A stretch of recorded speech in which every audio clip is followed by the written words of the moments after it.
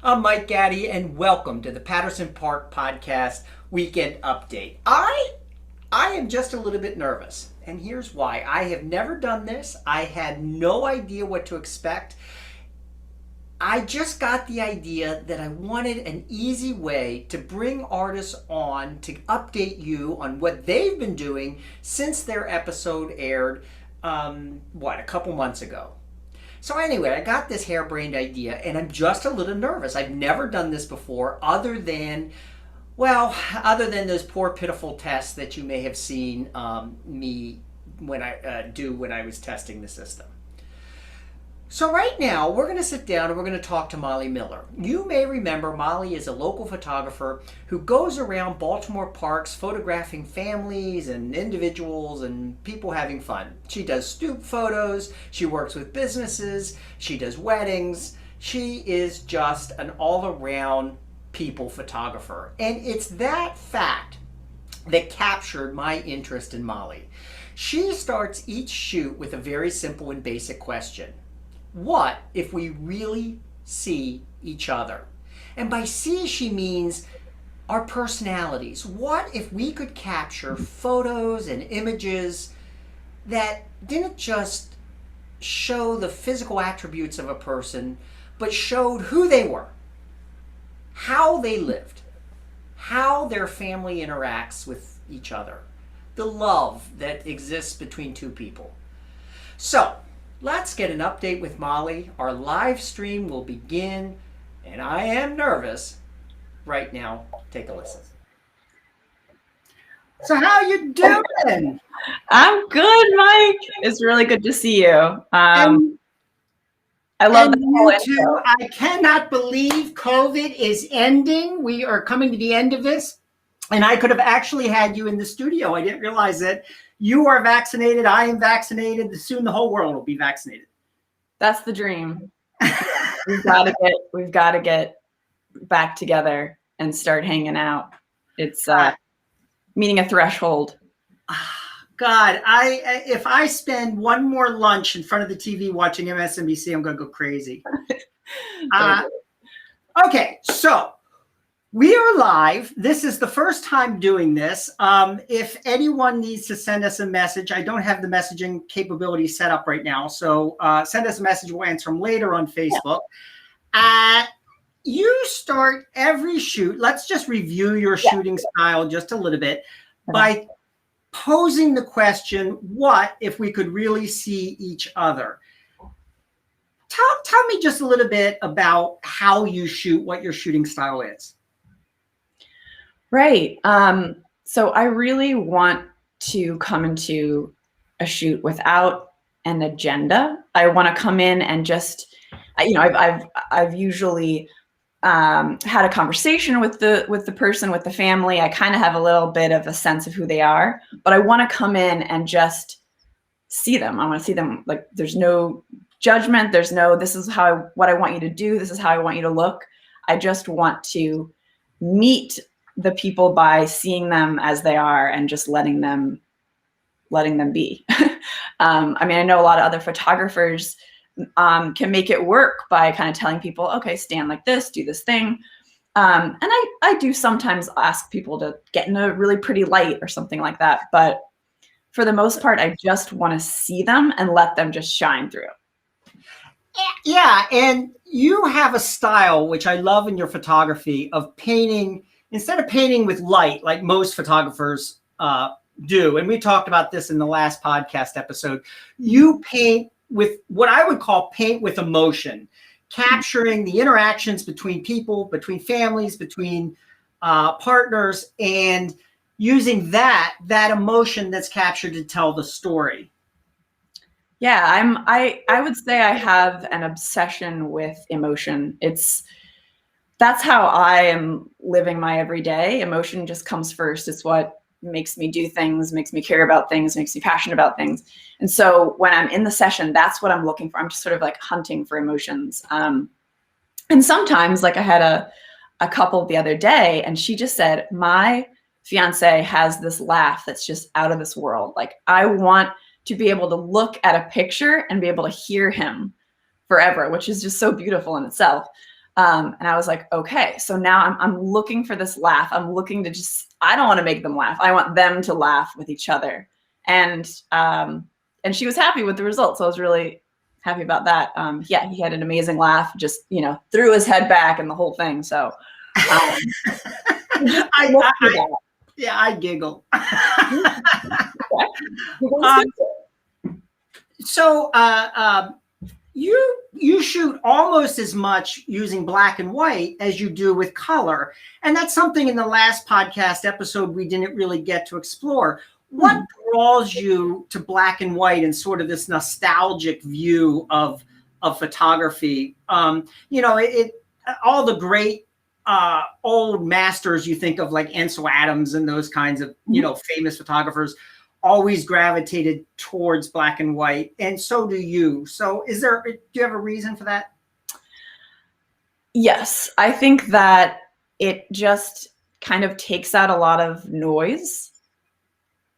I don't no hating on color. I love color, but it just kind of takes out the extraneous parts of a scene, the kind of, it just leaves you with emotion, leaves you with tone, light, shadow. That's it. That's all you get. And I prefer that. I see life in color and it's beautiful and I love it.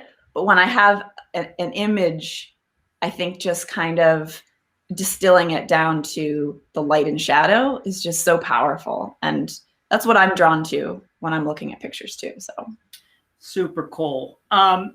So you are Baltimore based. Yes. You started your photography business by way of review a year ago, a year before the pandemic, then in 2019, and then the pandemic slammed in and you had to sort of retool, like the rest of us, how you did your business. And you started the Front Porch Project. Remind us a little bit about that and tell us how that is going, whether you're continuing it or have wound it up. Last time we talked, you were just going into phase 2. Yes, phase 2. Yes, so I started the Front Porch Project. I started my version of the Front Porch Project back last year, so it was March 2020. So a photographer in, I believe, North Carolina had started this front porch kind of series where she was going around and photographing families in front of their houses. And I saw that and I liked it, but I wanted to put my own spin on it because it looked like she was sort of doing more posed portraits. So I wanted to do what I do, which is more candid. So I set up a bunch of families. I just said, hey, I'm in your area and I'm going to do some front porch photos. And are you interested in these free photo shoots? And so I got a lot of positive responses. And so I would go and just take these portraits of families. A lot of the times they were outside. Well, they were always outside. And I would just let them kind of do their thing. And I followed them around and just got what I think are sort of poignant, emotional portraits of that time. I saw a lot of joy. I saw a lot of hope. I saw excitement. I think having someone come over and pay attention to you with a camera is exciting. But I think overall, I really saw so many mixed emotions in those photo shoots. And yes, so St. Francis Center, that slide you just showed, I partnered with them, St. Francis Neighborhood Center. It's in Reservoir Hill in Baltimore. And I'd done some volunteer work for them before. And I just said, hey, do you have some families that might be interested in shoots? So a lot of the families I photographed were via the St. Francis Center. And then I asked for donations from the families I photoed, over 50 families all over Baltimore City and County. And then I gave a good portion of those proceeds to the St. Francis Center so that they could use it however they wanted because they needed the St. Francis Neighborhood Center. Yes. Yeah. Mhm. Did the Front Porch Project then expand into your 1-for-1 program? Did that kind of morph into the 1-for-1 program? You really picked up on that beautiful insight you had. Yes, because I loved going out and photographing all these families who a lot of them would not have been able to afford a session, or just not putting that as a priority on their budget of photographing their families. So yeah, I came up with this idea for the 1-for-1 family sessions, so that when a family book my regular rates, they're paying a normal session so that I can make a living and all that. If they book at that normal rate, then I give a free session to a lower income family, or a family who might just be struggling at this time financially, but who really wants a session. So every time I go out and do a family session, doing that a paid one, and then I go out and do one that's free for another family. And so that gives you also a real diversity of people that you're photographing, instead of, Matthew and I got it into our head to do sort of our own take on the Front Porch Project early on in the pandemic. And one of the challenges that we had was tapping into the less affluent neighborhoods. What we found was the people who responded were the people who were on Facebook, and the people who were on Facebook generally were people who had computers and were internet savvy. And so the response we got was from overwhelmingly affluent people. Well, that's great, but we wanted to go and photograph the people who couldn't afford to have a photographer come in. And so what you've done is managed to sort of set it up so that you're shooting a very diverse group of people, the people who are affluent and the people who are not affluent, and really sort of tapping into the whole community. That's really cool. Yes, that's what I want, because I noticed the same thing, that I kind of was getting a very similar clientele. And I want people from all different financial backgrounds or financial states. I want people of all colors and I want everybody to get a photo session. I think that's what that's my goal, is like, I want this to be more accessible to people. I don't want it to be an affluent thing that people do, where it's like, oh, if you have tons of money, then get a photo session. I want it to be something that's available to people. Yeah. Well, and it inspires you as an artist to be able to work with, at least this is how I see it, to be able to, I do want to say one thing. You may notice the world's largest glass. Yeah. This made its debut with my aunt on my aunt's episode of the podcast. And of all the comments on that episode of the podcast, my Aunt Jean, everyone, the only thing they talked about was how big my water glass was. So I realized Matthew got me some tea before we started this, and I realized that I had the same humongous. Well, let me see it one more time. What is that? Let me see it one more time. Let me see the Here, by way of, that's my head. So it's as big as my head. All right. So the Front Porch Project grew out of, the 1-for-1 project grew out of the Front Porch Project. And you are now looking for additional neighborhood partners, additional to the St. Francis Neighborhood Center, to partner with to make even further inroads into the community. I'm right on that, right? Yes, I definitely want to find, just to have like a handful of organizations that serve Baltimore families specifically. And just to have, like, my goal is to just have this wait list of families, not that they're going to be waiting that long, but just to have this long list of families, and then do a paid shoot, free paid shoot, free shoot. That's what I'll be able to do. So yes, if anyone listening, watching, whatever, has recommendations, I would love to hear about that. So it's basically just putting a call out for families who are interested, who might not otherwise be able to afford a professional session. Okay, so last time we talked, and I wanted to do this so bad, but I I just couldn't quite work it in with the volatility that was going on surrounding the Trump losing the election and everything.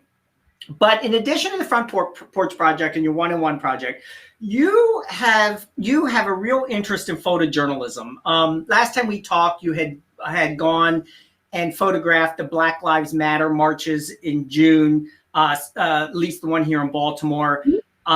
You went and did the Trump rally, one of the Trump rallies in Washington, D.C. It wasn't the one where they like rioted.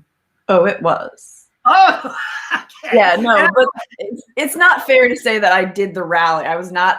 You were in DC and you were shooting people going to the rally. I went to DC for the reason of going to that rally. By the time I got there, calamity had already ensued. The like sirens were going off, like everyone, not sirens, but everyone was getting those alerts on their phone, like the Capitol's been attacked. Like it was crazy. And I was right there, pretty close to the Capitol, a couple blocks. And I remember like talking to my brother-in-law, he was like, get out of there. And I was like, yeah, but I just got to get a little bit closer, like, and I didn't, if I would have known what was really going to happen, I obviously would have gotten out, but I didn't know the future. So I just kept going in, and then I was seeing all these people who were from the rally. And so I got portraits of people, Trump supporters, as they were coming from the rally. So it was very, very emotional. This is part of being a photographer, particularly a photojournalist. Did I tell you the story about my mom climbing the ski tower when my sister and I were little in Steamboat Springs, Colorado? No. No? Okay. So for those of you who don't know, my mom is a photographer. She's actually started my U.S. event photos business back when I was in elementary school. And then right after September 11th, she contacted me to help her move her photo business into the digital world. And so I started helping her with that, realized that I really loved photography and had a passion for it. And so we started working together. And then she retired a couple years ago. But one of the things growing up I remember most is we went on a family vacation to Steamboat Springs, Colorado. And my sister and I are up on top of the big mountain, and there's these ski trails going down. And my sister got uncomfortable. I won't say scared because she'll kill me, but uncomfortable at the height of the gondola that we had ridden in and ridden up to the top of the mountain on, and she refused to get back in it. And she decided with me to hike down the ski trails down the mountain. Okay.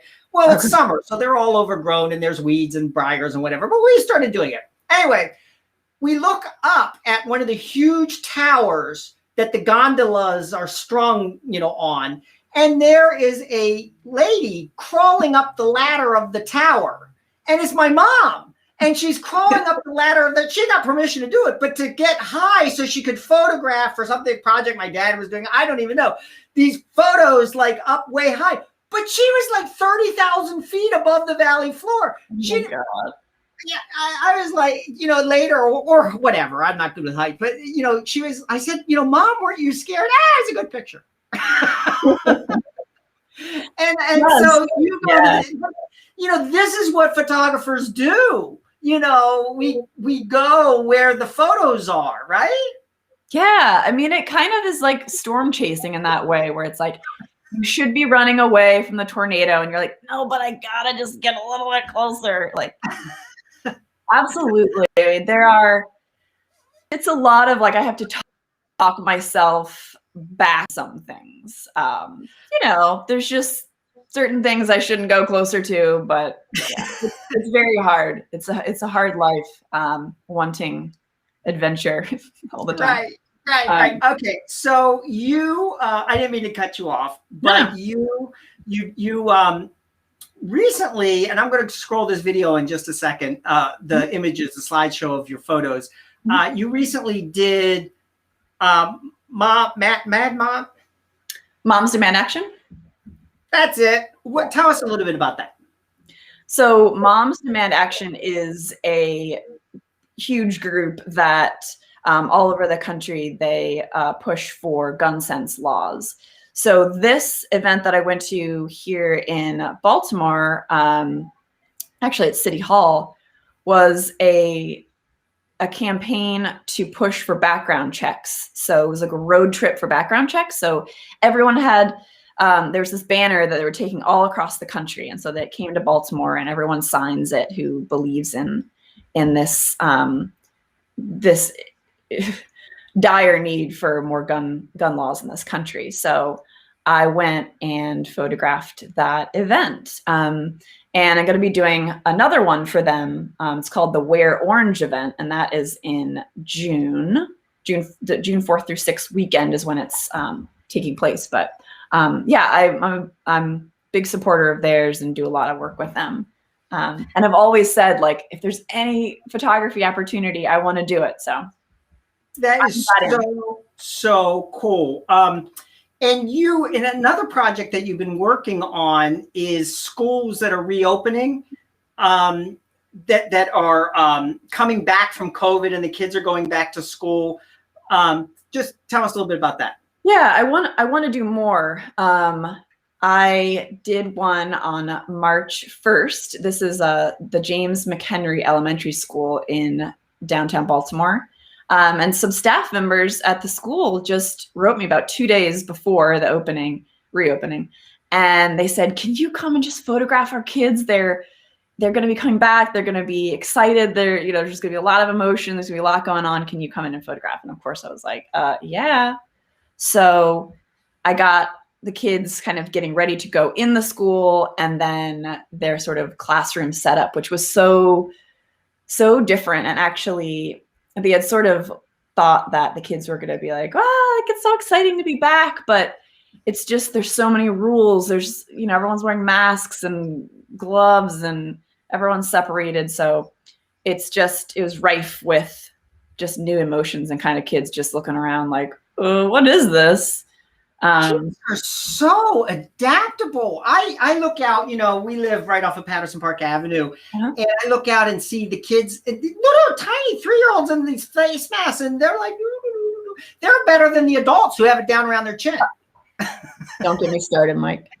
Don't get me started. But yeah, no, the kids are so they just adapt so quickly. It's so true. I mean, my little nephews, they're 6 and 5, and they're just like, they just wear them. And it's actually really sweet because my little nephew Miller, he drew a picture of like his family and some friends or something, just little stick figures, and they all had little squares over their mouths or rectangles, because that's what he's used to seeing now. That's the normal for him. Right. All right. So you do your one-for-one projects you've been working on. You love to go out and tackle some photojournalism.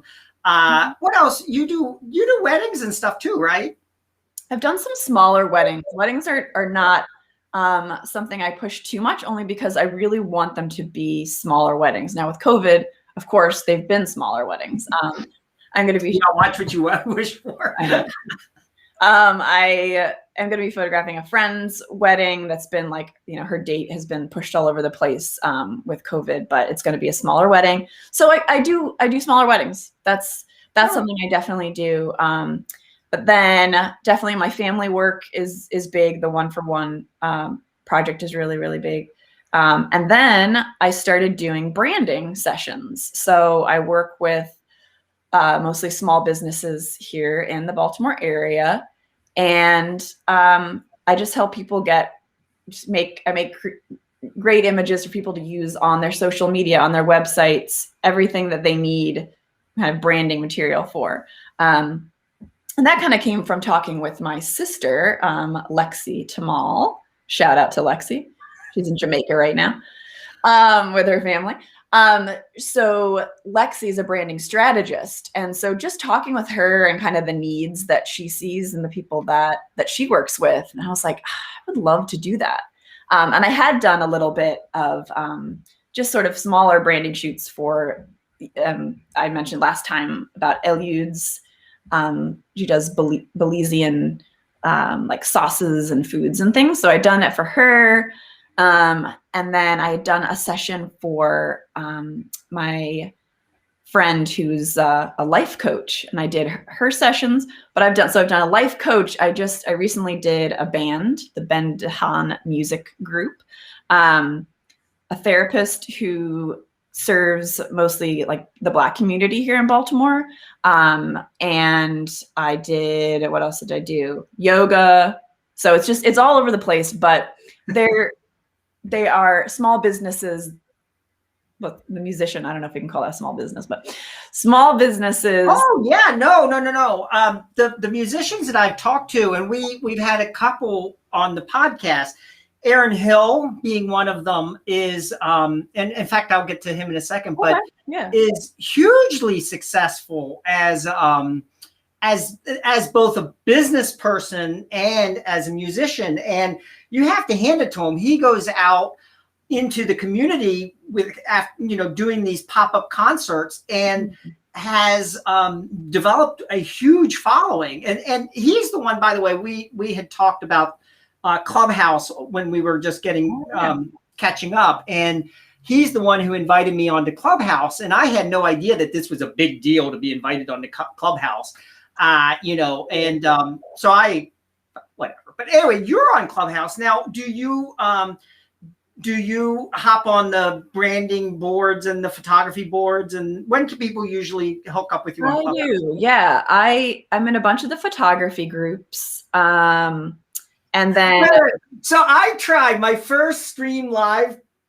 Yes. Attempt was, I thought, okay, I'll stream one of the photography discussions live to my USN Photos Facebook page, right? Because it's interesting. It's a talk about, you don't know what's going to come out of their mouth, but whatever. I had to have picked the most boring discussion. It's like, what's happening? Nothing. How are you? No, I'm okay. Oh, no. and I didn't mean to interrupt you. But you when are you usually on Clubhouse? I used to be on it a lot. Like that was just my go-to place to just pick up some knowledge. Like they're just dropping knowledge. But now I've kind of like, okay, I got to back it off a little bit. I don't know. I guess I don't have a schedule with it, but at least 2 or 3 days a week I'm on there a bunch. But yeah, definitely the photo rooms, the marketing, the branding rooms. It's an interesting place. It's not perfect yet, Right. It's not at its best yet. How do you go about helping local businesses with their branding? Because branding and local businesses is something that is always a struggle. I am brand, and you can probably tell just from my efforts with the podcast, I strongly believe most artists in particular don't do a good job selling their personal brand. They don't do a good job with the business of art. So, is that something you can help local artists with, or is that sort of outside your wheelhouse? I mean, right now I'm really concentrating on just creating sort of beautiful, powerful images for the small businesses to use. So telling their story through their corporate story and their business story through photography that you provide. Yeah, I mean, so with the musician, for instance, like I really listened to his music. I got a sense for it. I liked it. And I thought, okay, I'm just going to go into the session really trying to get their vibe. So in a lot of ways, it's again, with the emotions. So it's like, all right, how can I emotionally kind of capture this sound that they make and put it into pictures?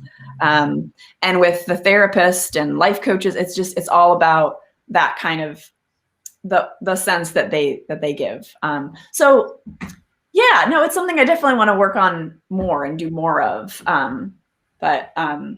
Yeah, it's exciting to do things, especially for smaller businesses in the area. Right.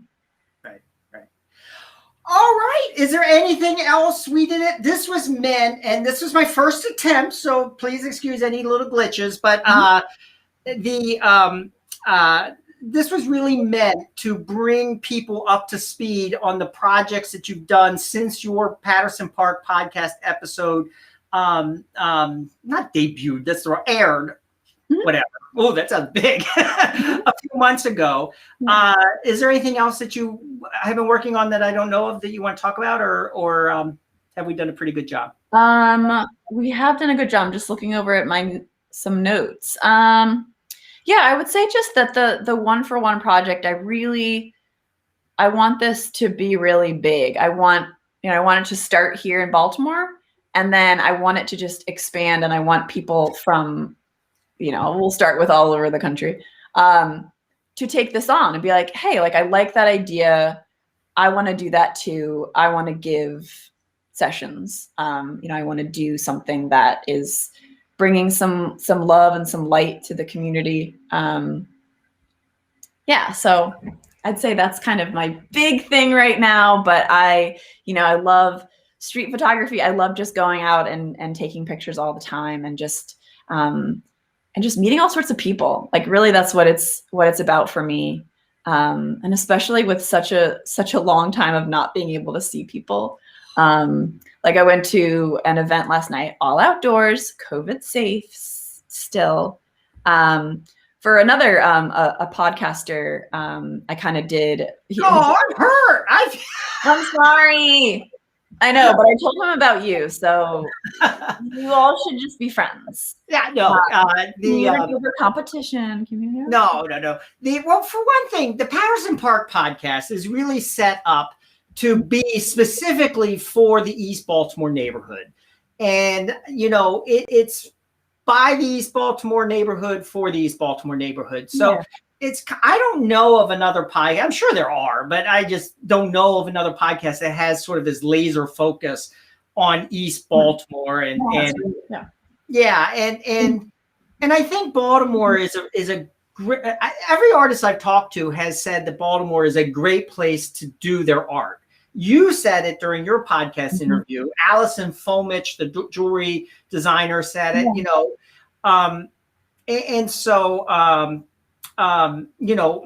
this podcast was meant to sort of fill that niche. But anyway, I am very excited. Thank you so much for joining me on this very first weekend update. I would encourage you to keep us updated using the Patterson Park Podcast Facebook page. And people can follow what your current projects are there. And of course, they can hit you up for any photo services at your website, mollyemiller.com, molly@mollyemiller.com, right? Yes, exactly. And Instagram. I'm bigger on Instagram than I am on Facebook, actually. But definitely Facebook and Instagram, Mollye Miller Photography. And I'll keep everyone posted with what I've got going on. So, all right. Thank you, Molly. Have a great weekend. All right, you too. Thanks. All right, bye-bye. Bye. And guys, that will do it for me. I hope this was worth your while tuning in. We will keep, of course, the episode on the Patterson Park Podcast Facebook page, and I will be streaming it up to our audio platforms as well. Hope everyone has a great weekend. Next week, we'll return with another Patterson Park Podcast episode. Have a great weekend, and we'll talk to you soon. Bye.